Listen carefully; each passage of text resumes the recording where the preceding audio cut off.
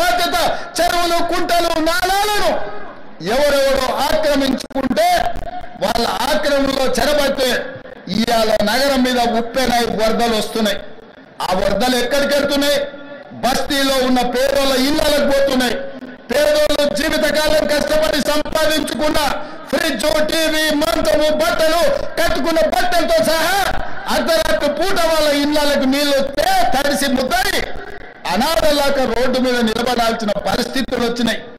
మున్నేరు వాగు పక్కన ఖమ్మంలో అయినా, వరంగల్ జిల్లాలో అయినా, హైదరాబాద్ నగరంలో అయినా, కృష్ణానది ఒడ్డున మునిగే ప్రాంతాలైనా దుర్మార్గులు ఆక్రమించుకున్న చెరువుల వల్లనే ఇవాళ వరదలు వస్తున్నాయి.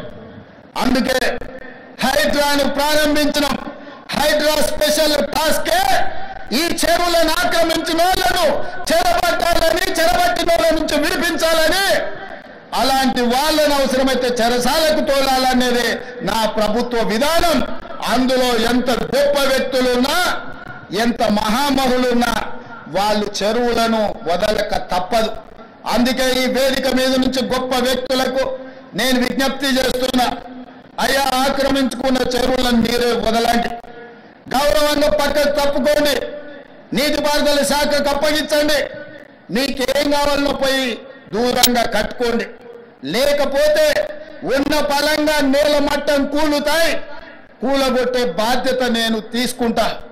ఇలా ఎఫ్టీఎల్లో కానీ, బఫర్ జోన్లో కానీ, నాలాలలో అక్రమంగా నిర్మాణాలు ఏవైతే ఉన్నాయో వాటన్నిటినీ నిరభ్యంతరంగా మేము తొలగిస్తాం. మీరు ఎక్కడికి వెళ్ళినా, మీరు తాత్కాలికంగా కోర్టుల నుంచి ఏమన్నా తెచ్చుకున్నా న్యాయస్థానాలలో కూడా కొట్లాడి ఆ స్టేలను వెకేట్ చేయించి మీరు ఆక్రమణలు తొలగిస్తాం. ఇదే కాదు, ఇవాళ మూసి ఒకప్పుడు అనంతగిరి నుంచి వచ్చే కృష్ణానది జలాలకు ఒక ఆలవాలం, కానీ ఇవాళ కాలుష్యం అయిపోయింది. ఇవాళ మన బతుకులను చిందర వందర చేస్తున్నాయి. నల్గొండ జిల్లా రైతులు ఇవాళ ఏడుస్తున్నారు. హైదరాబాద్ నగరంలో నుంచి వచ్చిన కాలుష్యం నల్గొండ ప్రజలకు చేరుతుంది. అక్కడ పంటలు కూడా విషమయం అయిపోయినాయి. మా కోమటిరెడ్డి వెంకటరెడ్డి గారు పదే పదే నా దృష్టికి తీసుకొచ్చి నల్గొండకు వస్తున్న కాలుష్యాన్ని నియంత్రించండి, మూసిని ప్రక్షాళన చెయ్యండి అని.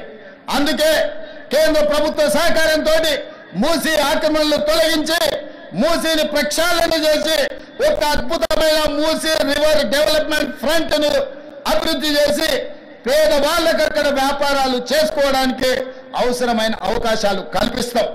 మరి ఇవాళ మూసి పరివాహక ప్రాంతంలో పేదలు ఆక్రమించుకొని ఉన్నారు.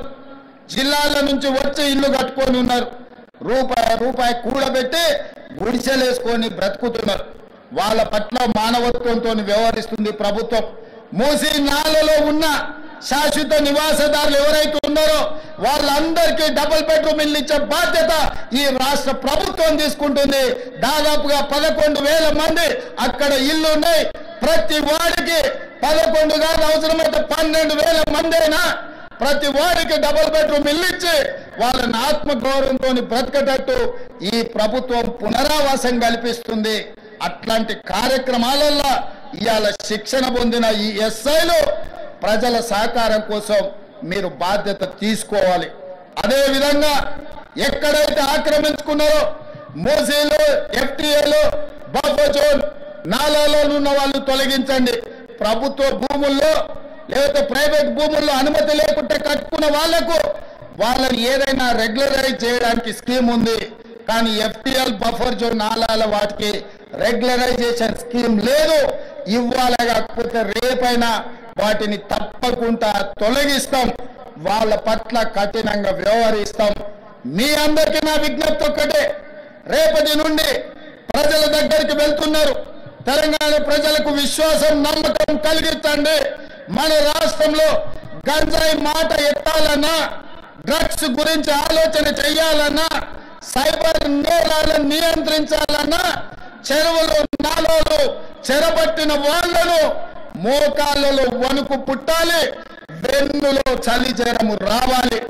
ఆ విధంగా మీరు ఈ తెలంగాణ సమాజానికి సేవలు చేయవలసిన అవసరం ఉన్నది. నేను మిమ్మల్ని అడుగుతున్న ఒకే ఒక్క ఒక్క మాట, మీరు ఈ బాధ్యత తీసుకోండి.